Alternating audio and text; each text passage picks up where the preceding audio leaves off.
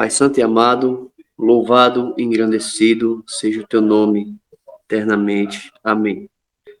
Pai, te agradecemos pela tua palavra, te agradecemos pela tua graça, pela tua misericórdia sobre as nossas vidas. Nesse momento, Senhor, pedimos perdão pelos nossos pecados, pelas nossas faltas e pelas nossas transgressões. Que, ó Senhor, que a nossa adoração, que esse estudo ele possa chegar a ti, meu Deus, como algo agradável, que a sua palavra, que a sua vontade seja revelada a nós. Por intermédio, meu Deus, do nosso Senhor Jesus Cristo, eu te peço que o Senhor se faça presente, que o Senhor aceite a nossa adoração e o nosso louvor a ti, pois o Senhor é merecedor de todas as coisas. Pai Santo e amado, esteja com o irmão Júnior, abençoe o estudo, que o Senhor fale através da boca do teu servo e que o nosso coração esteja apto a entender e receber as suas verdades. Em nome de Jesus é que eu te peço, amém. Amém. Que a graça do Senhor Jesus, o amor de Deus e que a comunhão do Santo Espírito seja com todos nós. O computador apagou, então as anotações também apagaram. Vamos para a palavra, só para a palavra. Estou aqui com uma alergiazinha, nada tão sério, mas vamos em frente. Vamos em frente. Juízes capítulo 14. Juízes capítulo 14. Dando continuidade ao nosso estudo da palavra, preparação para a crise final. Irmãos, como é emocionante as coisas ficarão e estão ficando cada vez mais. E as coisas são emocionantes porque nós sabemos o que irá acontecer. O Senhor tem nos revelado sobre tantas coisas. Na verdade, nós não estamos sozinhos. Nós não estamos andando em meio ao escuro, em meio à escuridão. Nós também não precisamos de tantos devaneios, aliás. Devaneios só basta um, não precisa vários, né? Sobre as coisas que irão acontecer. Nós vimos muitos falsos profetas se levantando esses últimos dias com relação a profecias, a certas profecias e que as pessoas estavam falando. Tem vídeos aí, eu acredito que vocês devem ter visto vários vídeos sobre um reavivamento que viria para o Brasil. Bem, eu não vou entrar na questão cronológica desses assuntos, dessas coisas, que vai envolver coisas que ainda estão no futuro. Na verdade, não é um reavivamento em si, embora pareça. Então, nós não vamos entrar nesse assunto agora. Nós podemos depois falar sobre isso com mais calma, sobre esses eventos que estão acontecendo agora e que ainda vão acontecer, mas nós já sabemos o que realmente está acontecendo e o que vai acontecer, porque o Senhor, ele revela, ele já revelou o que vai acontecer. Depois eu posso falar uma experiência também, que o Senhor falou com o irmão Claudivan, que os irmãos sabem, que o Senhor também falou para mim, mas deixamos isso para outro momento.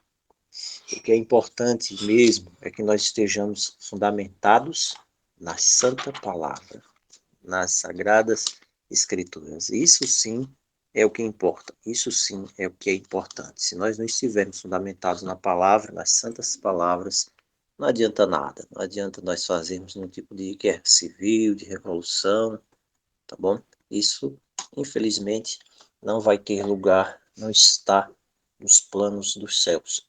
Não está nos planos dos altos céus, ninguém vem com aquela história nossa, são tantas alegações que as pessoas fazem, desconexas da realidade da palavra de Deus, que não adianta. O Senhor Jesus disse, o meu reino não é deste mundo. Mas eu preciso orar pelas autoridades. Essa é outra coisa, outra situação, é outra aplicabilidade diferente disso, de querer fazer desse mundo um reino de Deus daqui na terra, antes da erradicação do pecado. Não existe, não acontece. Acontece apenas quando o Cordeiro se revelar e ele então der um ponto final nessa história de pecado.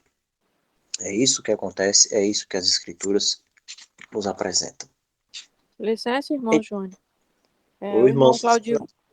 Boa noite, graça e paz. É que o irmão Claudivan está pedindo a palavra. Sim, cadê o irmão Claudivan?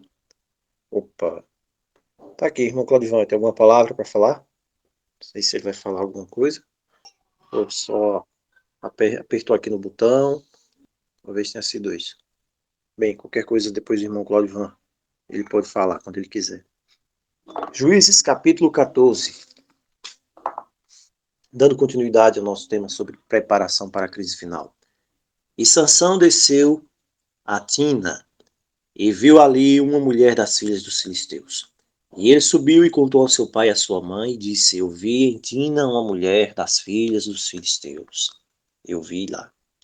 Agora, pois, toma ela, traga ela para mim como esposa. Nós já vimos isso há uns dias atrás. Então seu pai e a sua mãe, verso 3, lhe disseram: Não há nenhuma mulher entre as filhas dos teus irmãos, ou entre todo o meu povo, para que tu vás tomar uma esposa dentre os filisteus incircuncisos. E Sansão disse ao seu pai: Dá-me essa mulher, pois ela muito me agrada. Nós somos também até o verso 4, né?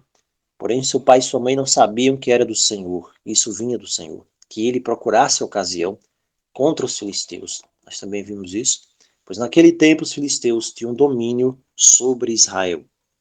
Então Sansão desceu com seu pai e sua mãe para Tina. Veja que Sansão influencia seu pai e sua mãe, nós vimos isso também. Ele tinha essa influência, os pais não conseguiam, não conseguiam dominar, vamos dizer assim, não tinham esse poder para o bem sobre Sansão. Ele veio até os vinhedos de Tina, e eis que um leão novo rugiu contra ele. E o Espírito do Senhor veio poderosamente sobre ele, ele o rasgou o leão, como teria rasgado um cabrito, e ele não tinha nada nas suas mãos. Porém, ele não contou ao seu pai, nem à sua mãe, o que ele havia feito. Ele não contou nem ao seu pai, nem à sua mãe, o que ele havia feito. Bem, e o versículo diz, ele desceu e falou com a mulher, verso 7, e ela agradou muito a Sansão. É o que está escrito aqui na palavra. Ela agradou muito a Sansão. Olha só que coisa. Depois de um tempo, versículo 8, ele retornou. Ele retornou, diz a palavra. Depois de um tempo, ele retorna. E quando ele retorna, o que acontece? Ele retorna ali para levá-la. E ele virou para ver a carcaça. Ele vira para ver a carcaça e o que acontece? Eis que havia um enxame de abelhas e mel na carcaça do leão. Na carcaça do leão. E ele tomou o mel, verso 9, em suas mãos.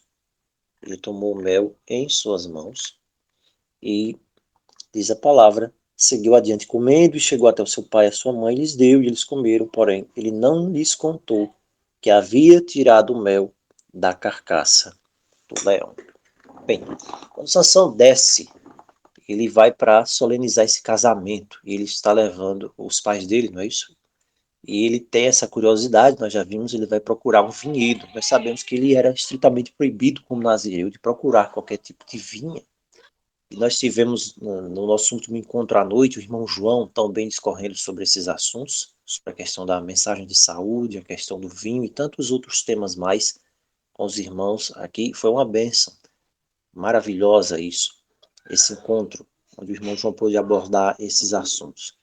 E Sansão não poderia então procurar a vinha, mas ele vai lá e acontece o evento do leão, que nós já vimos que tem a sua simbologia ali em Satanás. Deus permite que Sansão tenha um encontro com o leão.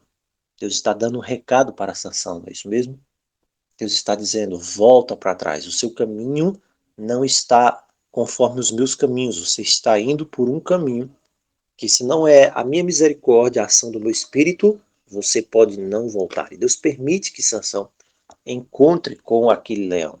A palavra diz que Satanás ele anda como leão ao derredor, procurando a quem devorar.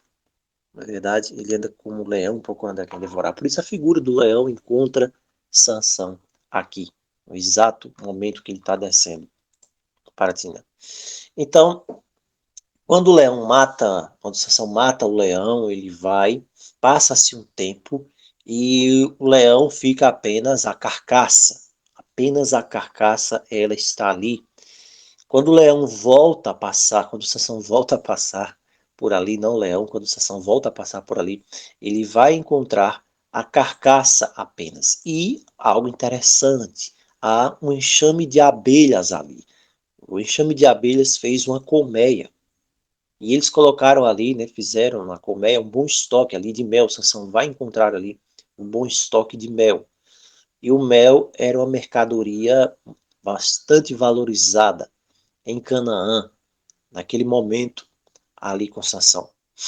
E Sansão encontra o mel. Nós temos aqui dois elementos importantíssimos na história aqui. Nós temos o leão e nós temos o mel também. Nós temos o mel também. Eu vou ver se eu volto aqui para o meu notebook rapidamente, ver se consigo continuar. Muito bem, só confirmando. Os irmãos me ouvem agora? Se não conseguem me ouvir, alguém pode confirmar se consegue me ouvir? Sim, tranquilo. Tudo bem, então vamos em frente. Sansão então encontra o mel. Sansão agarra o mel com as mãos. As abelhas com certeza estavam ali e elas atacam Sansão. Eu não imagino Sansão pegando ali aquele mel sem que as abelhas também o ataquem. Mas Sansão, ele estava cheio do Espírito, o Espírito de Deus havia lhe concedido vitória e não temeu o leão, e ele também não estava temendo a picada das abelhas. E Deus estava ensinando para Sansão, mais uma vez, uma lição. Ele não deveria temer qualquer circunstância que fosse, por mais que as abelhas estivessem ali se aglomerando ao seu redor, e as abelhas são um símbolo muito apropriado aqui, nós vamos ver em outras partes das Escrituras, sobre os inimigos, sobre exércitos inimigos, sobre problemas que possam se acumular ao redor da sua vida. E Deus estava dizendo para Sansão que ele não deveria temer. Da mesma maneira, é uma lição para a igreja nos últimos dias. Nós não devemos temer quaisquer ameaças que possam surgir. Irmãos, nós nunca, quem sabe, nos defrontamos com ameaças como estão surgindo agora diante dos nossos olhos. Você precisa preparar a sua fé, você precisa preparar o seu coração, você precisa orar mais, sabe por quê? Porque a fé, ela consegue fazer na nossa mente, no nosso coração, aquilo que nenhum psicólogo desse mundo consegue fazer. A fé, através da atuação do Espírito de Deus, consegue nos dar uma mente preparada para resistir firme a todos os grandes eventos que acontecerão agora nos últimos dias. Por isso a importância da oração. É preciso que haja uma mente equilibrada. Os servos de Deus que viverão nos últimos dias, eles terão uma mente equilibrada, uma mente lúcida, para não cair em meio a todas as coisas que irão suceder nesse mundo. O Senhor Jesus diz em Lucas que homens desmaiarão de terror pelo grande abalo das forças dos céus, pelas coisas que sobrevirão à terra. Então, Cristo está falando aqui de eventos que não podem ser facilmente mensuráveis pela nossa geração, porque, principalmente nós aqui no Brasil, que não estamos acostumados a experienciar catástrofes naturais, e esses eventos estão relacionados no Apocalipse 7, quando os anjos soltam os 4 ventos, nós estamos chegando agora em momentos pré-determinantes para essas coisas. Os sinais estão avançando cada vez mais, e assim como o Senhor disse, todas as coisas do mundo irão entrar em colapso.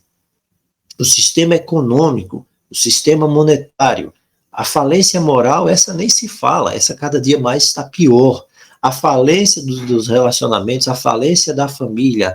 Então, todas as coisas estão entrando em colapso.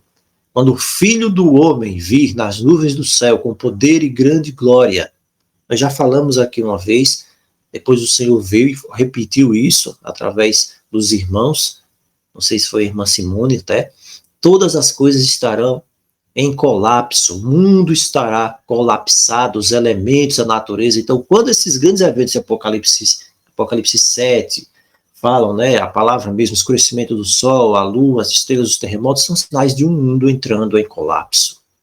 O mundo entra em colapso. A terra é um organismo vivo. É por isso que a Escritura diz que toda a terra geme. O gemer da terra, ele se tornará cada vez mais abundante agora nos últimos dias. Terremotos, furacões, é o gemer de uma terra que não suporta mais o peso do pecado. A terra não suporta mais o peso da iniquidade, o peso da corrupção. Em Isaías, o Senhor diz, a terra geme, porque os moradores quebraram as minhas leis.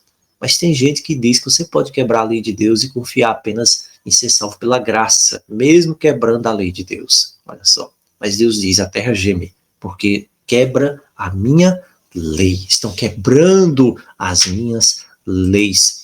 Então você está vendo Sansão aqui, após a vitória sobre o leão, que lhe foi concedida pelo poder sobrenatural do Espírito de Deus. Não há vitória sobre o leão se não for através da ação sobrenatural do Espírito de Deus. Eu não posso esperar vencer o leão da minha vida através da inteligência. Eu não posso aguardar ter pensamentos de vitória sequer contra o leão da incredulidade pelas minhas próprias forças. O leão se vence através do poder sobrenatural de Deus. Somente através do poder sobrenatural de Deus, porque o leão, irmãos, ele é muito grande, ele é muito forte. O leão, você pode dar o nome dele agora, mas as pessoas têm dito isso, né? O sistema. Então, o sistema é o leão também, faz parte do leão, é uma das facetas do leão. E não se vence o sistema, nenhum homem consegue vencer o sistema do leão sozinho, somente um consegue trazer essa vitória. Então, quem está pensando que vai conseguir mudar as coisas, que vai conseguir ter alguma vitória contra o sistema, contra o leão, tem vários nomes, Nova Ordem Mundial, mas eu prefiro chamar do sistema da besta de Apocalipse 13. Paulo chamou de operação do erro, de ministério da iniquidade. Nós estamos falando da mesma coisa. Nós estamos falando da mesma coisa. Aquilo que se chama de sistema hoje, Paulo chamava de mistério do erro, mistério da iniquidade. É a mesma coisa. Então a igreja dos últimos dias, a lição é clara, para mim e para você, que estamos adentrando numa esfera agora muito maior, uma dimensão da batalha. É isso que está acontecendo. Nós estamos entrando numa dimensão de batalha espiritual muito maior do que nós jamais sonhamos, mas nós não devemos temer. Sabe, quanto mais as coisas ficarem difíceis, lembre que nós falamos há uns dias atrás, nessa nossa série mesmo, quando nós falamos lá sobre, eu acho que foi sobre Moisés, sobre José, não sei, que as coisas precisam piorar muito antes de melhorar, e não há uma melhora humana. A única mudança que vem, ela só pode vir do Senhor.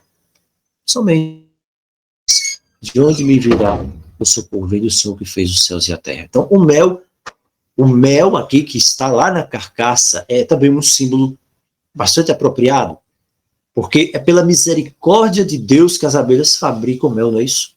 As abelhas fabricando mel. As abelhas fabricam mel. E o homem usa o mel para adoçar ao seu gosto. É através do mel, adoçando, que se pode ter uma palatividade, vamos dizer assim, com relação a certas coisas, certos alimentos, certos ingredientes. Mas essa alegria, que esse simbolismo do mel, aqui em Sansão e Juízes 14, reflete a libertação propiciada, que estava sendo propiciada por Deus, através de Sansão como símbolo de Cristo. Mais do que isso, aqui é uma promessa desta libertação, que só pode ser através de Cristo. E essa mensagem é doce. Essa mensagem é aquilo que mais doce pode ser provado pelo ser humano, que é o processo, a promessa da libertação. Mas veja que o mel aqui está na carcaça morta. O mel está na carcaça morta do leão. Só existe verdadeira, nossa, tantos simbolismos aqui. Só existe verdadeira vitória, se essa vitória é a vitória sobre o pecado. O mel está na carcaça do leão, e o leão é o arqui-inimigo que precisa ser morto, que precisa ser vencido, que precisa ser derrotado. É Satanás, é o sistema, seja lá o que for, o nome que você queira dar, daquilo que o leão trabalha, e Cristo somente pode conceder essa vitória. E quando temos essa vitória, isso é mais doce do que o mel à nossa boca. Essa é a verdadeira alegria, a verdadeira doçura. Por outro lado também, o mel aqui, a carcaça morta, representa que hoje os servos de Deus, eu e você, se você tem o chamado de Cristo, você hoje está cercado pelo mundo, e o mundo jaz no maligno. A mensagem que Deus irá transportar, trazer para o seu povo, levar o seu povo a transmitir, é essa mensagem de salvação que é doce, é nutritiva para a alma, porque é uma mensagem de libertação do pecado. Que mensagem é essa? É uma mensagem tão desconhecida hoje, não se fala dessa mensagem. É a mensagem de Apocalipse 14.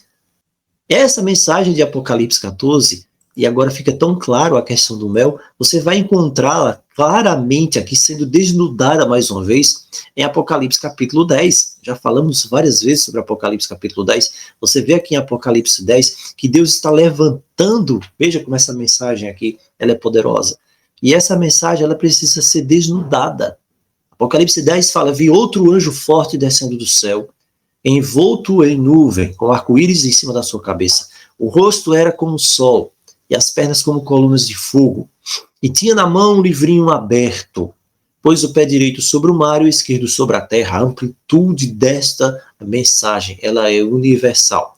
Quando ele brada, então, ele jura, verso 5, nós já vimos isso aqui, como é maravilhoso, o anjo que está em pé sobre o mar e sobre a terra, o anjo que tem todo o controle, que tem todo o acesso, essa mensagem universal, ela encontrará os mais longínquos recantos da terra. E veja que o anjo jura por aquele que vive pelos séculos dos séculos. A mensagem está ligada diretamente àquele que é invocado como o garantidor da mensagem. É aquele que fez os céus, a terra e o mar e tudo quanto neles existe. Nós temos aqui uma indicação como indireta desta mensagem, do teor desta mensagem. A voz, então, continuando em Apocalipse capítulo 10, ela diz para João, no verso 8, vai e toma o livro que se acha aberto na mão do anjo em pé sobre o mar e sobre a terra. João vai, verso 9, fui, pois, ao anjo, dizendo-lhe que me desse o livrinho. Ele então me diz, toma e devora-o. E o que é que Sansão faz? Ele encontra o mel ali, que está naquela carcaça. Sansão devora o mel. Mas veja, certamente esse livrinho aqui, apresentado, né, a João, ele é amargo ao estômago, mas na boca ele é doce como o mel. Em Ezequiel capítulo 3, verso 1, nós também temos uma referência aqui a isto. Ezequiel 3:1 diz, depois me disse, filho do homem, come o que achares. Então ele vai e come o rolo, ele come o mesmo livrinho em Ezequiel 3, verso 1 é apresentado em Apocalipse 10, verso 5. Ele vai e come o livrinho e ele diz que o livro também é doce como o mel. A mensagem de salvação não será, vamos dizer assim, audivelmente doce como mel. Não é uma mensagem que as pessoas vão ouvir, não é uma mensagem fácil de se ouvir. O ser doce como mel é apresentar que o resultado final desta mensagem, que no final que se torna amarga, de certa forma, ele toma aqui, né, e na boca é amargo, né? Diz que é amargo no estômago aqui. E ela, na verdade, é doce como mel, ela é doce como uma mensagem de salvação. Embora ela traga, né, esse amargor, é um gosto amargo, algo de fúria, de indignação, também esse é o sentido da palavra aqui. Quando nós voltamos para Sansão, nós entendemos isso. Sansão encontra ali a mensagem, Sansão é um símbolo dessa mensagem dos fins dos dias, dos fins dos tempos, só que Sansão está numa missão tola. Você faz a comparação entre a missão de Sansão e como Sansão está desperdiçando aquilo que Deus havia planejado para ele, com também aquilo que Deus aqui apresenta para João, quando ele simboliza aqui tipologicamente o remanescente dos últimos dias. Sansão está numa missão tola, ele está seguindo os olhos, a paixão dele, ele não está seguindo a verdade de Deus, ele não está vivendo a mensagem que Deus lhe tinha dado. Isso também se aplica àquelas pessoas que a mensagem é amarga para elas. Quando a mensagem é amarga para alguém, aí a pessoa pode decidir se essa mensagem será definitivamente amarga para ela ou se em algum momento essa mensagem será doce. Sansão não está vivendo a mensagem. Ele não está puro. Sansão, ele tinha apenas um gosto dessa mensagem, do poder do Espírito, e ele não entende a lição. Tem muita gente hoje fazendo a mesma coisa. Tem gente que acha que aprendeu a verdade, mas na verdade a pessoa é apenas carnal. Eles não querem uma luz avançada. A pessoa está indo para a igreja, está acreditando apenas em mensagens que na verdade são desconexas da realidade. Então a lição é essa. Muitas vezes as pessoas podem se recusar a ouvir a mensagem que é dada por Deus, porque essa mensagem não é da forma que ele queria ouvir. Quantas pessoas, nós só vamos saber isso, irmãos, no dia do juízo, quantas pessoas já entraram em contato conosco, já entraram nesse chat, mas vieram com ideias pré-estabelecidas. Eu lembro muito bem de algumas delas, pessoas que chegaram aqui com ideias sobre reino milenar na Terra, porque vinham de determinada denominação que cria sobre isso. Outros vieram com algumas ideias mirabolantes, e quando ia para a Escritura, e aquilo ali não era de acordo com como ele queria, a pessoa simplesmente se afastou e vai embora. Por onde essa pessoa anda hoje? O que aconteceu na busca da verdade? Essa pessoa está realmente buscando a verdade ou está buscando confirmar uma verdade pessoal que acredita que é? Então, a pessoa, né, pode achar a verdade estranha para ela. A pessoa pode achar a verdade estranha e permitir, então, que a pessoa crie o seu próprio modelo de verdade. E o que acontece? O mensageiro de Deus, ele não é conforme o nosso padrão, sabe? Deus não vai usar, muitas vezes, as exatas palavras que eu espero ouvir para me converter. E tem pessoas que estão pensando que Deus vai trabalhar dessa maneira, que Deus vai usar um script que a pessoa dá para Deus. Senhor, fala exatamente essas palavras. É por isso que tem muito aquela história, né? Da pessoa dizer, eu fui para um culto e cheguei lá, o pregador falou comigo. O pregador falou comigo, a pastora lá, o ancião, sei lá quem, porque ele disse exatamente o que eu estava querendo ouvir. Bem, isso pode acontecer sim, se for uma coisa bem individual, uma coisa particular. Agora, com relação à mensagem, à doutrina, a palavra de Deus dos últimos dias, a grande maioria das vezes, meus irmãos, Deus vai dizer aquilo que você não está querendo ouvir. Deus vai dizer aquilo que você, quem sabe, não esteja preparado para ouvir, porque você, quem sabe, passou a vida inteira apenas ouvindo aquilo que o seu sistema religioso que você andou estava dizendo para você, e você se acostumou com aquilo, você se acomodou com aquilo, você gostou de ouvir aquilo, e quando chega o momento de Deus trazer uma palavra, vamos dizer assim, um pouco mais amarga, antes de ser doce, né, você tem aqui uma inversão, né, você vê que ela é doce na boca, amargo ali no estômago. Então, antes da mensagem, ela ser esse doce definitivo, ela muitas vezes vai amargar, porque a mensagem ela vem para revolucionar, ela vem para transformar uma situação que você, quem sabe, não está pronto. Você não está pronto para permitir que Deus faça isso. E Deus também disfarça o mensageiro. Deus vai e coloca um disfarce no mensageiro ali. Deus coloca de propósito ali alguns pontos que quando você ouvir aquela mensagem, você vai dizer, não, será que é de Deus que está falando? Deus vai falar assim? Deus vai falar dessa maneira? Será? Deus está testando você. É a palavra de Deus. Mas ela ainda é doce como o mel. Não importa de que jeito ela venha. Então, nós temos várias lições aqui. Várias lições. Quando Deus traz o seu povo para o meio dos seus inimigos, lembram de Davi? Quantas vezes Deus permitiu que Deus tirou Davi lá do localzinho tranquilo dele, sossegado, não tinha ninguém perseguindo ele, Deus diz, Davi, sai daqui, eu quero colocar você no meio da fogueira. Então Deus faz isso, porque Davi também aqui está como um símbolo de Cristo e também como um símbolo do remanescente dos últimos dias. Quando Deus traz a sua igreja para colocá-la no meio dos inimigos dos últimos dias, é para que eles possam glorificar a Deus. E essa glorificação não é uma glorificação apenas de boca, é uma glorificação através de uma vida justa e santa, e não por compromissos ecumênicos, como Sansão estava fazendo aqui. Essa é a grande lição de Sansão, a lição negativa. Não pode haver compromissos ecumênicos. A gente tem falado tanto disso, nós vamos falar disso sempre. O povo de Deus vai ter de ter essa linha divisória, porque todo mundo, irmãos, está sendo engolido.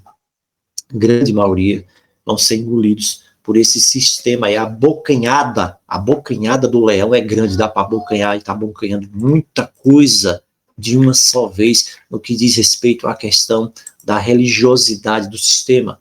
Então é nesses tempos de perseguição que o poder de Deus é mais manifesto. Olha para Davi, olha o que Davi passava, olha quando Davi era mais fiel, era quando ele estava sendo perseguido. Olha quando Davi está caindo, é quando ele não está sendo perseguido. Então é nesses tempos de opressão que Deus revela o seu braço estendido, quando a igreja é levada a essa perseguição, por sua fidelidade. Então Deus a liberta, ele que derruba as fortalezas. Então Sansão entra numa aliança com a mulher pagã. Isso também é um símbolo do que acontece hoje. A tendência de muitos a se juntarem dentro da adoração ecumênica. E veja, isso aqui se tornou uma coisa tão séria, que se você diz que não pode ou que não é correto, você vai ser absolutamente escrachado, vamos dizer assim, porque o que mais vai existir são projetos sociais. Não, um projeto social, vamos fazer isso para se estar junto ali. Agora, essa coisa toda, assim como a mulher filistéia de Sansão, não tem o objetivo de defender a verdade da palavra de Deus. A verdade da palavra de Deus é jogada para debaixo do tapete. Pelo contrário, há uma inimizade contra Deus. Por isso que não pode haver uma união disso aqui. E Deus, independentemente do nome que se dá a esses movimentos, Deus não considera isso como luz. Deus não considera como luz, Deus considera como trevas. Sansão, ele não entendia que essa mulher ecumênica que ele estava se ligando a ela, na verdade era a sua inimiga. Ela era um instrumento velado de Satanás para destruir a sua vida. E o que acontece no final das contas? Pela persistência de Sansão, pela cegueira de Sansão. E Sansão representa agora, quando fica cego, a cegueira hoje do mundo. Mais para frente, né, a cegueira espiritual do mundo que decide tomar as suas atitudes contra a verdade da palavra de Deus. Sansão, cego espiritualmente, se torna um cego fisicamente, como uma revelação, um esclarecimento de que a sua cegueira espiritual lhe levou para a cegueira física. E Sansão é ligado, ele é preso, ele é amarrado. Ele é amarrado. Tudo é distorcido. Assim também será feito com relação ao povo de Deus. Ele será acusado. Mas Deus permitirá que essa perseguição venha, que esses problemas surjam, para que os seus julgamentos possam surgir. O verso 9 e 10 diz que Sansão pegou aqui o mel e levou. Ele vai lá para o banquete de casamento. E aqui Sansão está com os seus inimigos. Sansão está com seus inimigos. E Sansão, nessa festa de casamento aqui, que não acontece, primeiro ponto, essa festa não vai dar certo. Porque Sansão aqui ainda é um tipo de Cristo. E Cristo não se casa com o mundo. Cristo não se casa com a igreja ecumênica. Sansão é trazido aqui para uma associação com os que odiavam o seu Deus. Então, qualquer pessoa que entra nesse tipo de coisa aqui, ele vai entrar em problemas. Ele vai ser enganado. Ele vai ser enganado. E o verso 11 aqui diz que eles trazem 30 companheiros para estar com Sansão. Isso mesmo, 30 companheiros para estar com Sansão, é o que nos diz aqui em Juízes, Juízes capítulo 14, versículo 30. É o 30, né? Isso, Juízes 14, 30 não. Traz aqui os 30, Juízes 14, 11 e 30. Verso 11, os companheiros de Sansão no verso 11, eles chegam aqui, não, mais à frente aqui. Juízes 14, isso, Juízes capítulo 14, versículo 11, ele tem um enigma ali. 30 companheiros para estarem com ele. Sansão vai dizer, então, o famoso enigma. Eu vou lhes dar um enigma para que vocês decifrem. Se nos 7 dias das bodas vocês me declararem e descobrirem, eu vos darei 30 camisas e 30 vestes festivais. Mas se vocês não puderem declarar, vocês vão dar a mim 30 camisas e 30 vestes festivais. E eles disseram, dá-nos o teu enigma a decifrar. É um enigma, uma questão difícil, uma parábola, para que nós a ouçamos. O que é que está acontecendo aqui com Sansão? Aqui nós temos uma festa de casamento. Sansão está vulnerável aqui. Sansão está em relações com a mulher ecumênica. E agora eles arranjam 30 companheiros para estar com Sansão, são os 30 padrinhos de casamento de Sansão. Sansão está rodeado de todas as influências que ele não poderia ter. E eles estão aqui ao lado de Sansão, mas eles não são amigos de Sansão. Eles estão ao lado de Sansão como padrinhos de Sansão, a mesma coisa que acontece hoje dentro desse ecumenismo religioso, mas eles não querem o bem de Sansão. Irmãos, se alguém está envolvido com aqueles que não são fiéis à mensagem de Deus nesses últimos dias, há um grande risco. Há um grande risco, porque o que há aqui é apenas engano, e o povo de Deus fiel não pode se misturar a sua verdade com aqueles que participam do paganismo.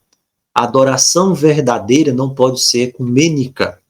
Lembre-se de Babilônia, dos filhos de Babilônia. Sansão agora coloca um enigma diante deles. E ele diz, vocês vão ter de me declarar esse enigma em 3 dias. E os 30 companheiros de Sansão aceitam o enigma de Sansão. O que significa esse enigma de Sansão? Não há entendimento sobre esse enigma de Sansão. O enigma de Sansão tem a ver com a manifestação do poder de Deus, com a mensagem de Deus e com o poder do Espírito de Deus. E isso não pode ser compreendido meramente de forma humana. Olha que coisa tremenda. Do comedor saiu comida e do forte saiu doçura. E eles não puderam em 3 dias expor o enigma. Por que eles não puderam em 3 dias expor o enigma?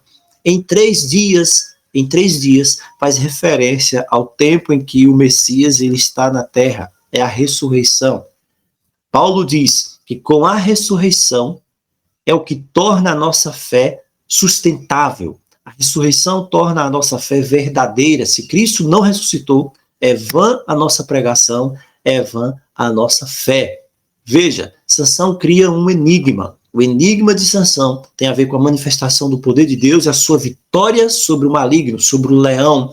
O enigma de Sansão tem a ver também com a mensagem, que é aqui representada pelo mel, a mensagem mais doce do que o mel, a mensagem que é amarga, a mensagem também que é doce, a mensagem que transforma vidas. E estes homens não podem compreender esta mensagem meramente de forma humana.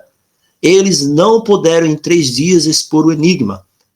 Aqui, irmãos, estes homens, os filisteus, eles estão simbolizando o mundo pecaminoso que não se entrega a Cristo. Eles estão simbolizando as pessoas desse mundo que, no final de contas, irão batalhar contra os eleitos de Deus. 3 dias, o tempo da obra de salvação, o tempo da completude do tempo de salvação, determinado aqui por Deus, não é suficiente. O tempo que é dado hoje para que eles pudessem receber a vida eterna. Existe um texto de Oséias que fala sobre o terceiro dia. Existe um texto que fala sobre o terceiro dia, que diz assim, é o texto que está aqui, Oséias capítulo 6, verso 2. Vejam como a palavra é perfeita. Oséias capítulo 6, versos 1 e 2. Vinde e tornemos para o Senhor. Vinde e tornemos para o Senhor. O texto de Sansão, o enigma de Sansão com os filisteus, está apresentando o tempo de graça de tornar para o Senhor. Vinde, tornemos para o Senhor, porque ele nos despedaçou. Veja que Oséias aqui está usando um termo, o sentido da palavra hebraica aqui, de despedaçar, de rasgar, de arrancar. Aqui Deus está falando sobre o quebrantamento necessário, espiritual, para que nós possamos chegar até ele. É preciso que ele nos quebrante o coração, é preciso que o Espírito trabalhe na sua vida, mude você, tire os seus fundamentos que você aprendeu, que não são verdadeiros, estabeleça uma nova plataforma. E aqui Oséias diz, vamos voltar porque ainda é tempo. Ele nos despedaçou, mas ele agora está nos sarando. É o que nós temos falado aqui tantas vezes. O processo de salvação envolve um desconstruir, envolve um desfazer, um despedaçar para depois um construir, um fazer de novo. Paulo fala sobre isso, quando ele diz, eis que se alguém está em Cristo, é nova criatura. Para ser novo, é preciso que se desfaça o velho. É preciso que quebre o antigo. E esse processo, muitas vezes, é doloroso. É o processo que o Espírito de Deus pode realizar. E aqui a palavra diz, ele nos despedaçou e nos sarará. Oséias 6, verso 1, está falando sobre uma nova criatura. Que maravilhosa é a palavra. Oséias 6, verso 2. Ele nos despedaçou e ele irá nos sarar. Ele vai nos transformar, ele vai fazer de você uma nova criatura. As coisas antigas passaram, eis que tudo se fez novo. Você vai comer, você vai beber, tudo vai ser para a honra e glória de Deus, a sua vida, o seu andar, o seu deitar, andando, levantando. Ele nos sarará. Ele fez a ferida, mas ele vai ligar. Ele vai amarrar, ele vai atar, ele está fazendo um processo de cura na sua vida. Veja o que diz o verso 2. Depois de 2 dias nos revigorará. Ao terceiro dia nos levantará e viveremos diante dele. Sabe o que Oséias está falando aqui? Oséias está falando aqui o terceiro dia final. Assim como aqui os 3 dias refere-se primeiro à ressurreição do Messias ao terceiro dia. Esse terceiro dia aqui, ele está sendo o terceiro milênio. Depois de 2 dias, 2.000 anos, os 2.000 anos da primeira vinda do Senhor. Ao terceiro dia nos levantará. Oséias agora está falando sobre a grande ressurreição no final do período dos 1000 anos. E veja que ele diz, e viveremos. Apocalipse 20 fala que ao final dos 1000 anos, os mortos viverão. Aqui, o terceiro dia, completa a obra de salvação. Porque o 10 diz, viveremos diante dele. Quem viverá diante dele? Aqueles que foram despedaçados, aqueles que foram sarados, aqueles que foram curados. Depois de 2 dias nos revigorará. Ele nos faz viver, ele nos faz ter vida, ele concede o elemento de vida. No terceiro dia, ele nos levanta, ele nos coloca de pé. Ele está falando aqui do milênio. Então, no texto aqui de Sansão, voltando para Juízes, capítulo 14, nós vamos ver o mesmo princípio. Sansão fez um enigma, Sansão lança um enigma, e eles não sabem decifrar o enigma. Eles não vão entender o enigma, porque eles não se permitiram serem despedaçados. Esses aqui representam aqueles que não permitirão que essa obra aconteça. Eles são inimigos de Sansão, mas Sansão está no meio deles. É a tragédia particular de Sansão. Dá-nos o teu enigma. A palavra enigma aqui é a questão difícil. A palavra hebraica é parábola, questão enigmática. Quando eu vou para Apocalipse 10, já que nós estamos falando, volta para Apocalipse 10. Apocalipse 10 também fala sobre algo interessante aqui. Eu quero ler aqui com os irmãos. É isso aqui. Apocalipse 10, versículo 4. Apocalipse capítulo 10, verso 4 nos diz assim: logo que falaram os 7 trovões, eu ia escrever, mas ouvi uma voz do céu dizendo, guarda em segredo. Guarda em segredo. Guarda em segurança. Guarda em segurança as coisas que os 7 trovões falaram e não as escrevas. Aqui nós temos um enigma que não deveria ser dito universalmente. E Sansão, ele fala de um enigma também. E esse enigma não é conhecido? Não é conhecido. Mas ao mesmo tempo que esse enigma, ele não é conhecido, ele é guardado em segredo aqui na voz dos 7 trovões. Nós vamos para o capítulo 5 e aparece um anjo aqui. E aqui o anjo começa a falar. Veja só o que é. Nós vamos entender agora o que é esse segredo. O que é esse segredo aqui que falam os 7 trovões? O segredo dito pelos 7 trovões. A gente não usou essa perspectiva aqui durante essas 3 vezes que nós estudamos Apocalipse. E o anjo vai decifrar agora o segredo dos 7 trovões. Verso 5. O anjo que via em pé sobre o mar e sobre a terra levantou a mão direita para o céu. Esse anjo aqui, ele faz... Veja, ele está agindo, irmãos. Preste bem atenção nisso aqui, que maravilhoso. Ele está no mesmo contexto. Ele está no mesmo tempo aqui. Está no mesmo tempo de Daniel, capítulo 12. Você quer saber aqui o momento que está acontecendo aqui na profecia? É só você ir para Daniel capítulo 12. Então, Daniel 12 e Apocalipse 10 são eventos que estão acontecendo praticamente simultaneamente. Simultaneamente. Sabe por quê? Porque você vê o anjo em pé sobre o mar e sobre a terra, ele levanta a mão direita para o céu e jura. Daniel 12, verso 7. Você tem o homem vestido de linho, que é o mesmo homem vestido de linho que aparece em Ezequiel lá, no Salamento. E esse homem vestido de linho está sobre as águas do rio, ele está sobre as águas do rio, é o sentido profético aqui de águas. Ele levanta também ao céu a sua mão direita e a mão esquerda e jura por aquele que vive eternamente. Jura por aquele que vive eternamente. O anjo de Apocalipse 10 jura por aquele que vive pelos séculos dos séculos. E o anjo de Daniel 12:7, que é o homem vestido de linho, na verdade o anjo de Apocalipse 10:5 é o homem vestido de linho de Daniel 12:7. E eles estão fazendo a mesma coisa. Porque em Daniel 12:7 ele jurou por aquele que vive eternamente. E em Apocalipse 10, verso 4, é o anjo aqui. Ele é apresentado como um anjo, porque tem outra perspectiva. É que o mesmo anjo depois que aparece na última intercessão. E ele jura por aquele que vive pelos séculos dos séculos. Então é a mesma coisa aqui. Só que aqui Apocalipse 10 é uma perspectiva e Daniel 12:7 é outra. Só que elas se complementam. E ele aqui jura e diz... por aquele que criou o céu, a terra, o mar e tudo quanto neles existe, já não haverá demora. Já não haverá demora. Vai nos levar para Apocalipse 11:15, quando fala então, no tocar da 7ª trombeta, que os reinos do mundo vieram a ser de nosso Senhor e de seu Cristo, e ele reinará para sempre. Só que, nos dias da voz do sétimo anjo, nos dias da voz do sétimo anjo, e o que é que o sétimo anjo fala? Apocalipse 11:15. Os reinos do mundo vieram a ser de nosso Senhor e do seu Cristo, ele reinará para sempre. Nesses dias, quando ele estiver momentos antes do anjo tocar a sétima trombeta, que diz que os reinos do mundo se tornaram do seu Senhor e do seu Cristo, que o homem vestido de linho levanta as mãos para o alto e diz, isso seria para um tempo, tempos e metade do tempo.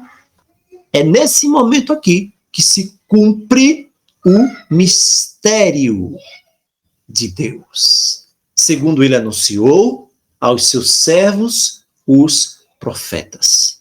Bem, cumpre-se o mistério de Deus. Cumpre-se aquilo secreto de Deus. Isso não tem a ver com os mistérios ocultos, não. Cumpre o mistério de Deus. Nós já vimos isso. O que é o mistério de Deus? O mistério de Deus é a revelação do Evangelho em Cristo. Nós já vimos isso. Paulo fala sobre isso. Isso aqui se cumpre momentos antes do sétimo anjo tocar a trombeta. O que é que nós estamos vendo aqui? Sobre Sansão. Voltando para Sansão 14. Sansão 14, livro de Sansão. Juízes 14, nós vamos encontrar aqui no final que Sansão tem um enigma. Esse enigma precisa se cumprir. Esse enigma precisa ser decifrado.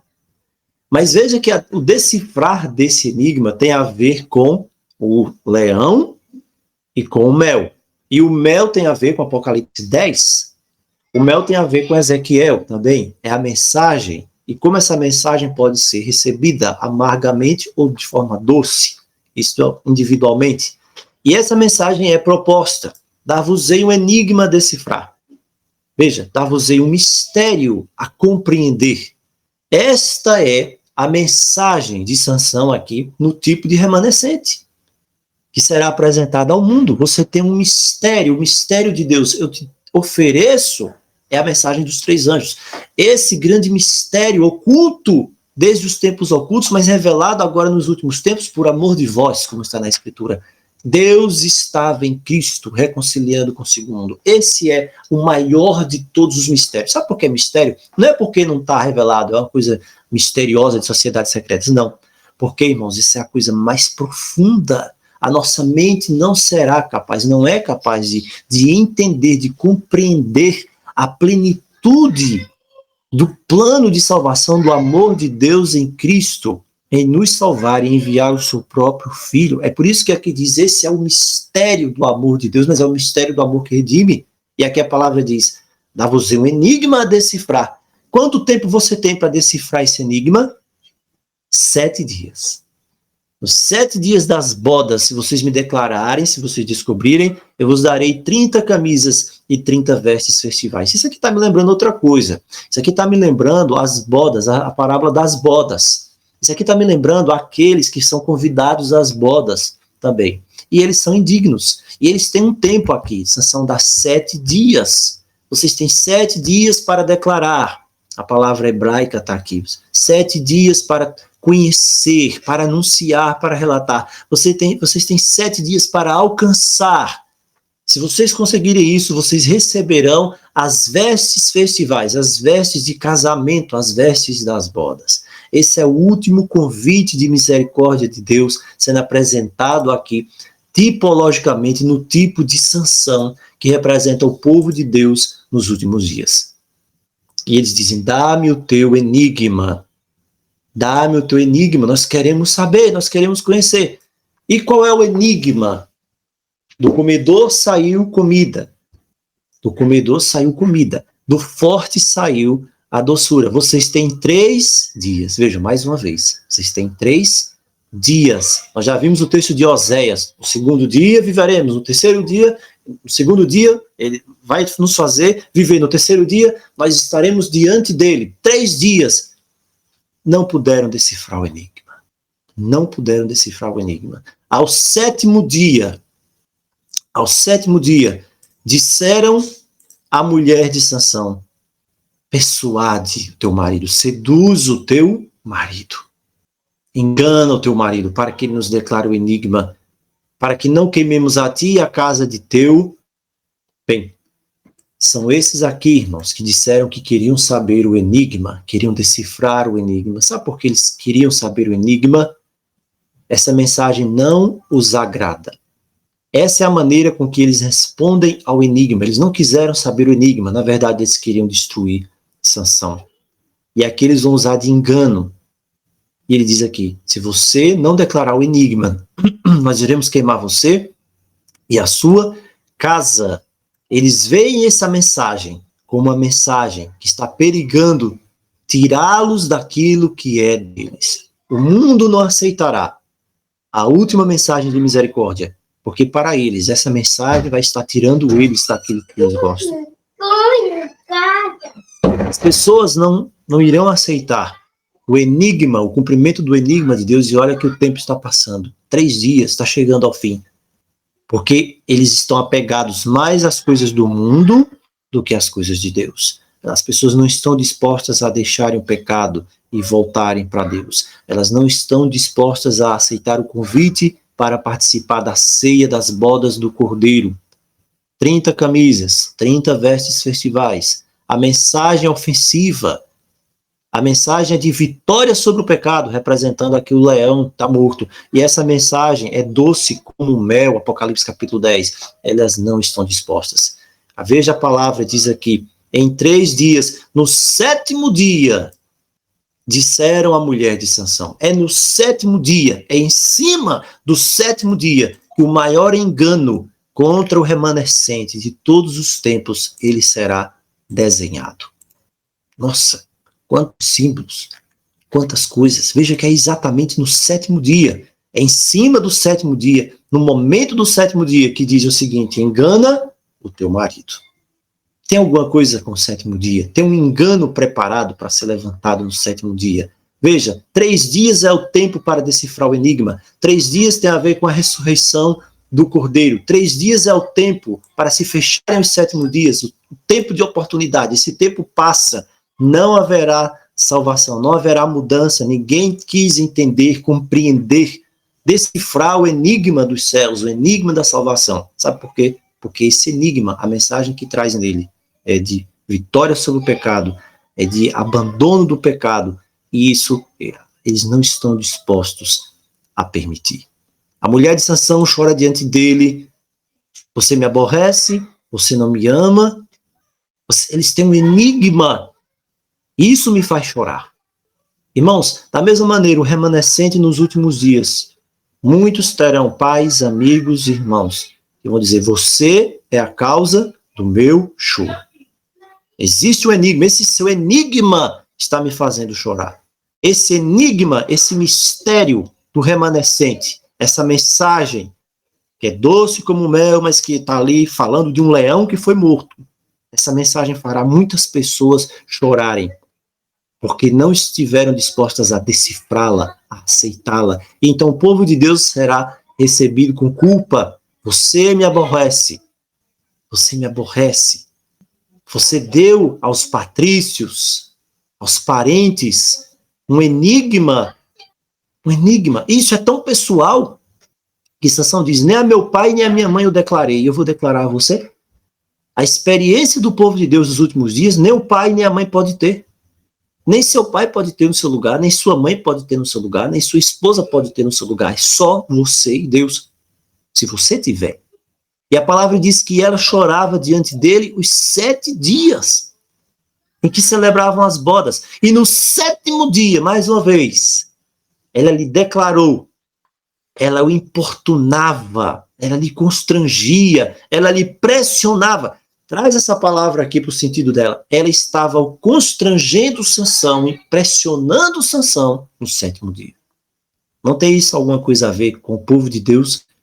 Quando eles proclamarem essa mensagem, que é o mistério de Deus que se cumpre na 7ª trombeta, como está lá Apocalipse, eles serão pressionados por causa do 7º dia. Olha que coisa. Só que haverá uma diferença entre eles e Sansão. Sansão fraqueja. Sansão aqui declarou o enigma.